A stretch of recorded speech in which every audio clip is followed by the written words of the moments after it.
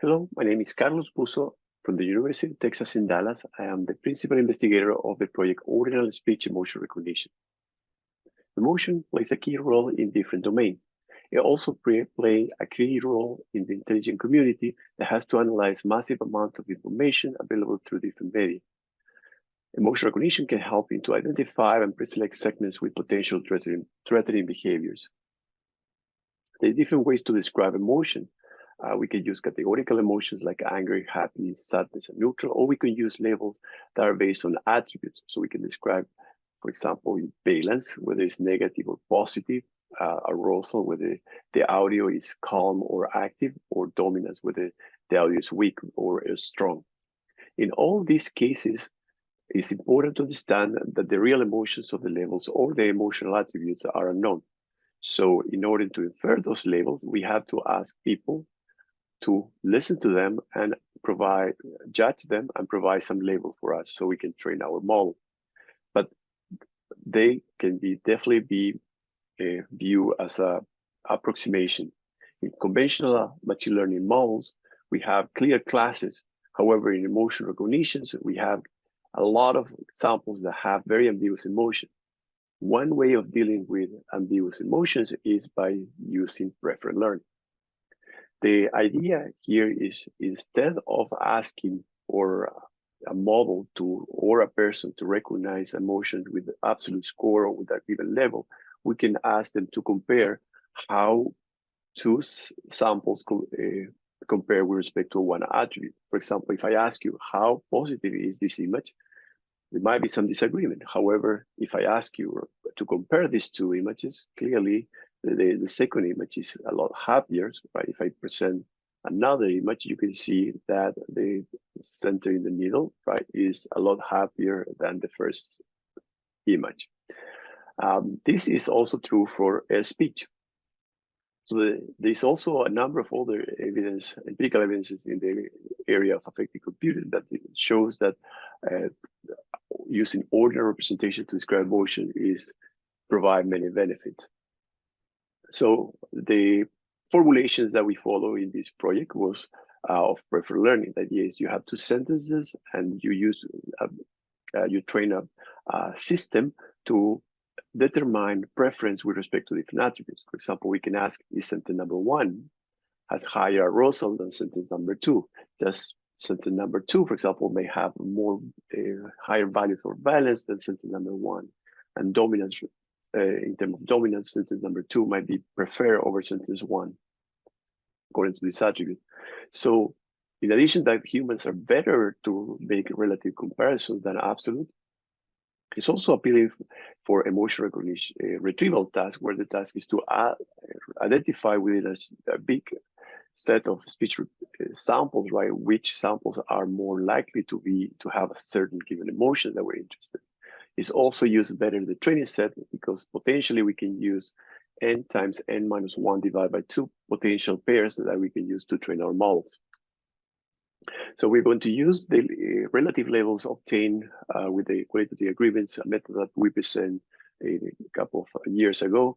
The idea is you have two sentences that are annotated by different number of raters. So in this particular example, we have rate sentence 1 annotated with 4 raters, and sentence number 2 annotated with 6 raters.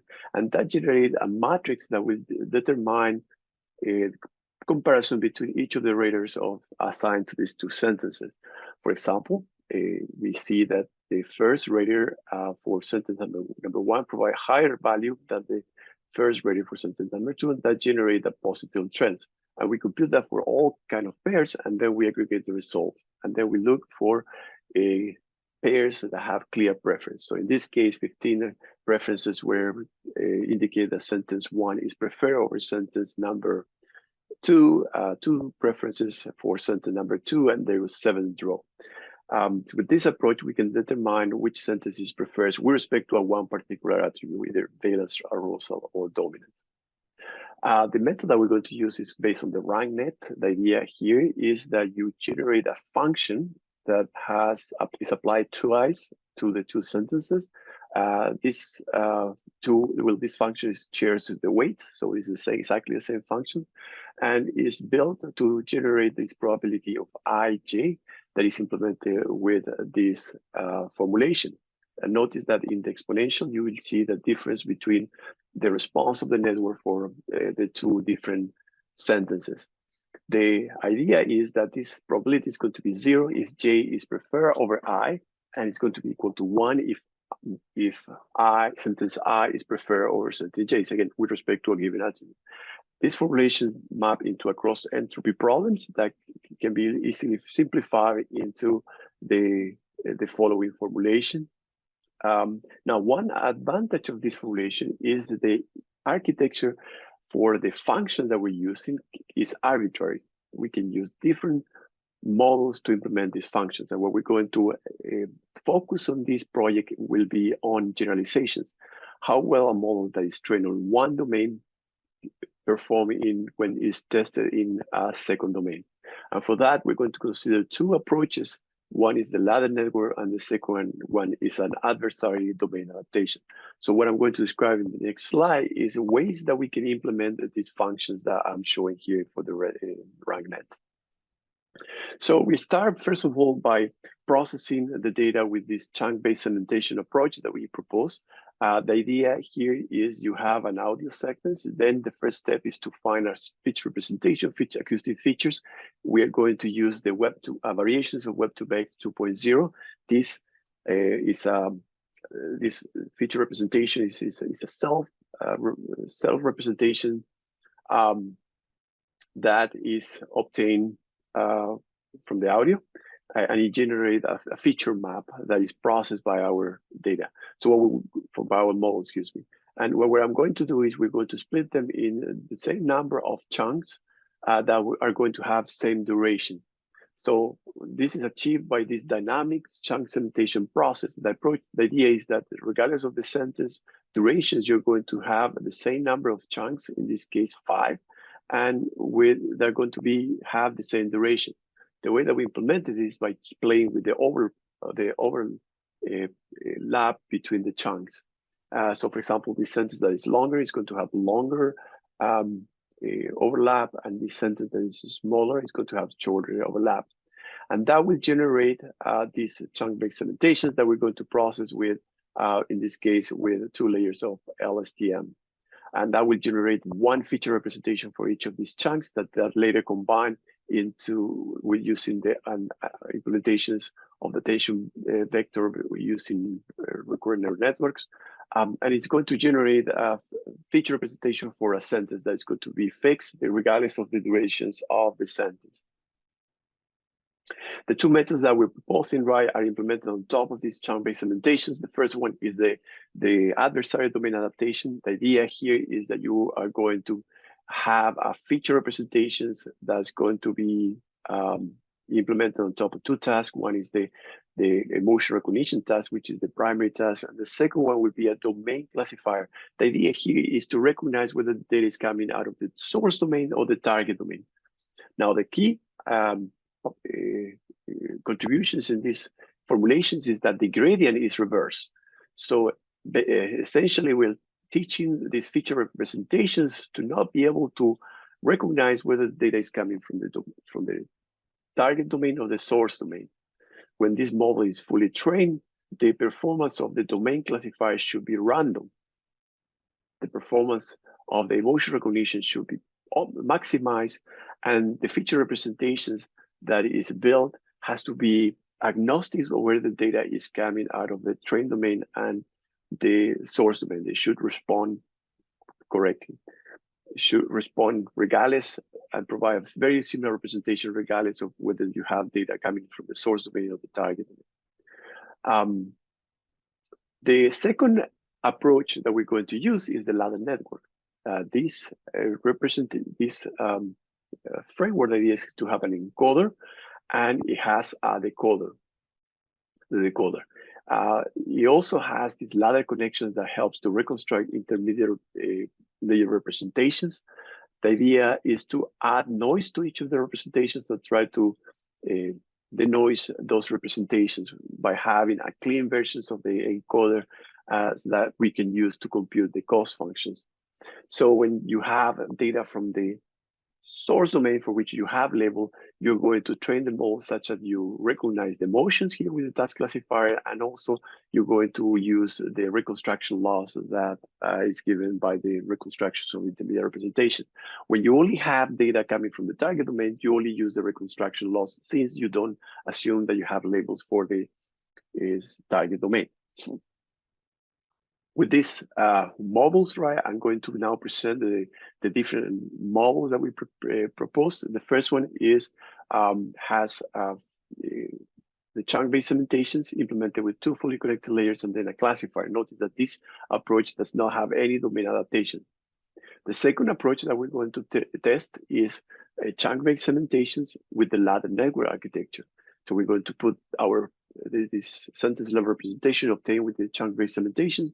We're going to, that will be the input of our ladder network, and that we will use to recognize the motions.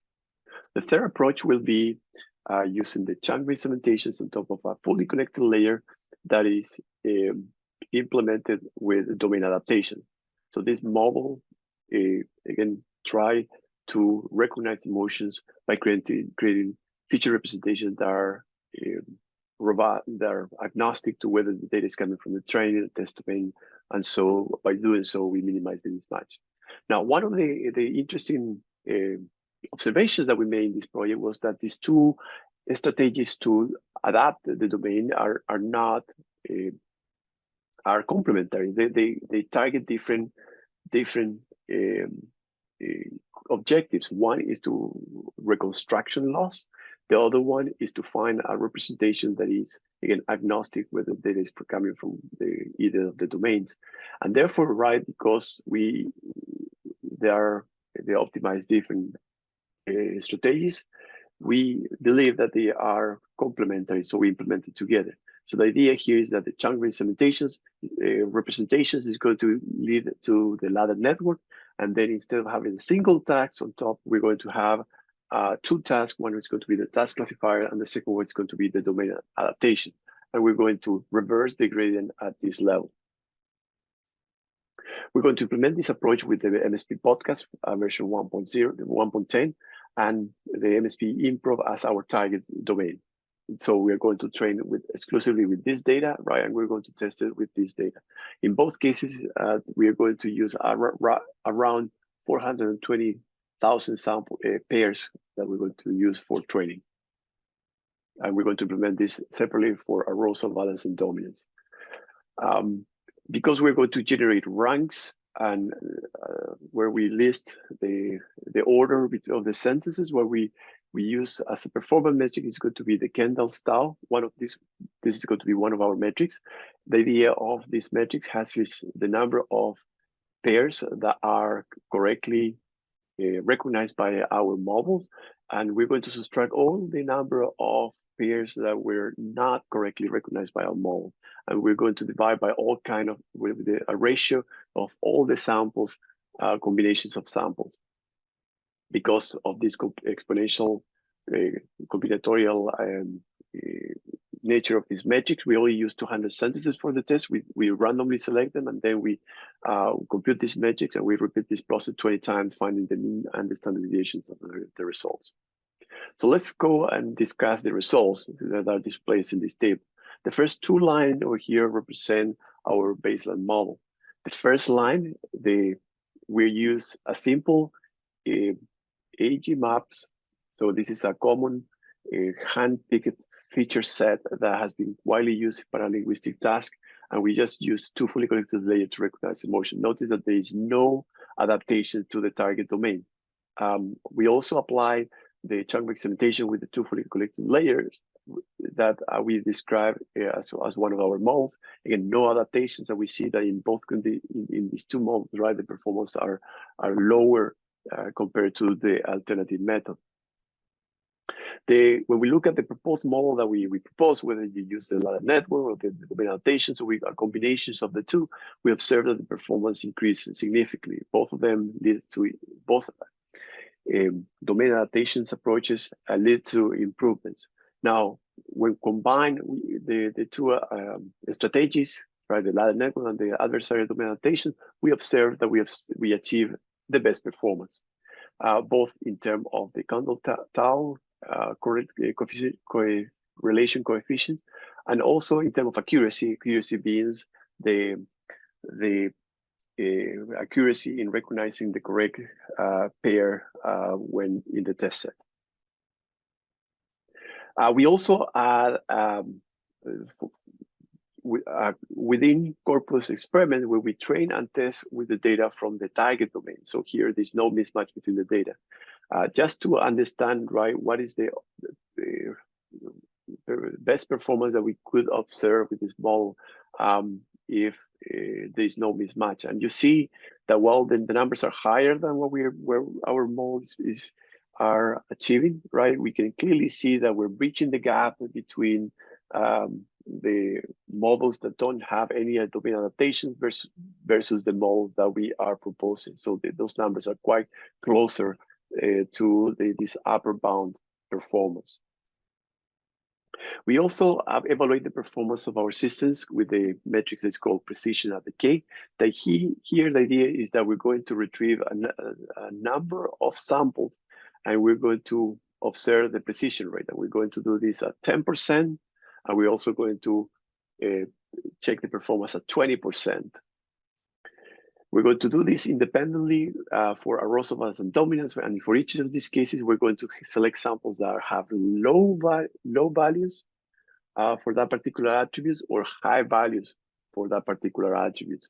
And we're going to consider success if the retrieved samples belong to the correct class created with a media split. So for example, if we predict that a sample has higher arousal, and the absolute value of the arousal for that particular sentence is on this class after applying media split, we're going to consider that is a success. We're going to, as a baseline, we're going to implement the same function that we're using to build our rank net, but we're going to use that to predict directly the emotions. So we use the features, we apply the same functions, and then we're going to recognize the emotions or absolute score of those particular samples. And we're going to list those results at the second part of those graphs. So what I would like to see here, if you zoom in the results, these are two important results I would like to highlight. The first one is that the proposed models, which are described by these three bars, right, where they use the ladder network, the domain adaptation, so a combination of ladder network and domain adaptation, achieve in general the higher precision rates. The second observation that I want to make is that when you compare the preferred learning with metrics that or a system that directly try to predict the absolute score of the samples, we see that the preferred learnings have much better performance, as you can see by when I compare, for example, the best model in general, right, which combines the ladder network and the domain adaptation.